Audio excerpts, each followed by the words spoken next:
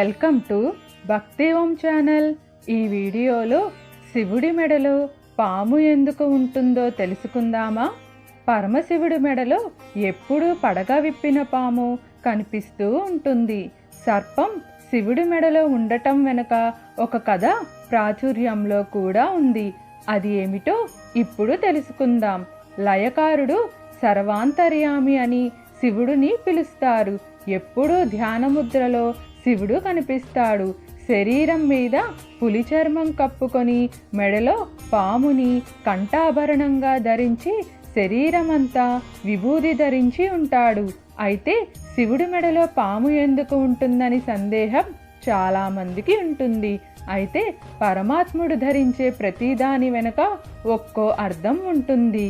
ఈశ్వరుడి మెడలో ఉండే మహాసర్పం పేరు వాసుకి. అన్ని వేళలా స్వామివారి మెడలో ఉండి ఆయన్ని సేవిస్తూ తరిస్తాడు. వాసుకి శివుని మెడలో ఉండటం వెనక ఒక చిన్న కథ ఉంది. కశ్యప ప్రజాపతికి 14 మంది భార్యలలో వినత, కద్రువ ఇద్దరు. వినతకు గరుత్మంతుడు, అనూరుడు అనే 2 కుమారులున్నారు. అనూరుడు సూర్యుని రథసారథిగా ఉంటాడు. కద్రువుకి 1000 మంది సర్పాలు సంతానం. వాళ్లలో ఆదిశేషువు పెద్దవాడు. పాల సముద్రంలో ఉన్న గుర్రాన్ని దూరం నుంచి చూసిన కద్రువ తన సోదరి వినతితో దాని తోక నల్లగా ఉందని చెప్పినది. అదెలాగా? గుర్రం తోక తెల్లగా కదా ఉండేది, నల్లగా ఉందని చెబుతావు ఏంటని వినతి అని తన మాటలు నమ్మలేదు. ఈ విషయం గురించి ఇద్దరి మధ్య వాదన జరిగింది. తోక నల్లగా ఉంటే అక్క తన దగ్గర 1000 సంవత్సరాలు పరిచారికగా ఉండాలని, ఒకవేళ తోక తెల్లగా ఉంటే తానే వినత దగ్గర 1000 సంవత్సరాలు బానిసగా ఉంటానని కద్రువ చెబుతుంది. పరిశీలిద్దామని వెళ్దామని అనుకునేసరికి చీకటి పడుతుంది. ఇప్పుడు కాదు, పొద్దున్నే వచ్చి పరీక్షిద్దామని వెళ్ళిపోతారు. కానీ వినతికి తెలియకుండా కద్రువ వచ్చి చూస్తుంది. గుర్రం తోక తెల్లగానే ఉండటంతో ఈ పందెంలో ఎలాగైనా తనే గెలవాలనే ఆశతో ఒక చెడు ఆలోచన చేస్తుంది. తన కుమారులను పిలిచి నల్లగా ఉన్న పాములన్నీ వెళ్ళి గుర్రం తోకను చుట్టుకోవాలని చెబుతుంది. కానీ తల్లి చెప్పిన మాటకు కొడుకులు ఒప్పుకోరు. ఇది అధర్మ మార్గమని ఎంత చెప్పినా కూడా కద్రువ వినిపించుకోదు. తన మాట కాదని అన్నందుకు కొడుకులని శపిస్తుంది. భవిష్యత్తులో జరిగే సర్పయాగంలో పడి అందరూ చనిపోతారని శాపం విధిస్తుంది.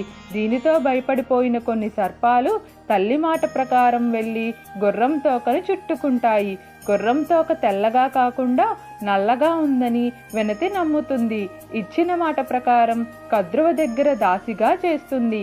ఆమెకు ఆమె 2వ కుమారుడు గరుత్మంతుడు బానిస బంధాల నుంచి విముక్తి కలిగిస్తాడు.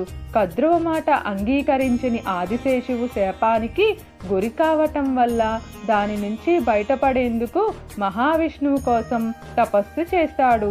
తపస్సుకు మెచ్చిన విష్ణువు ప్రత్యక్షమై మృత్యు భయం లేకుండా చేసేందుకు తన శేషతల్పంగా ఉండమని వరమిస్తాడు.